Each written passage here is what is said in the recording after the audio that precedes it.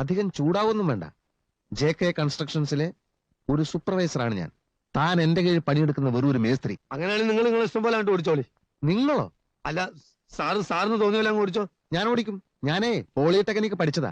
യന്ത്രങ്ങളുടെ പ്രവർത്തന രീതിയൊന്നും താൻ എന്നെ പഠിപ്പിക്കണ്ട.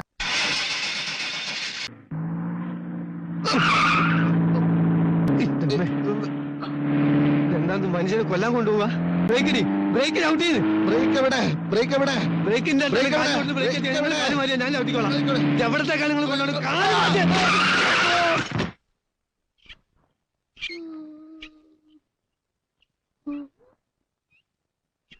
എത്ര ദിവസം കിടക്കേണ്ടി വരും?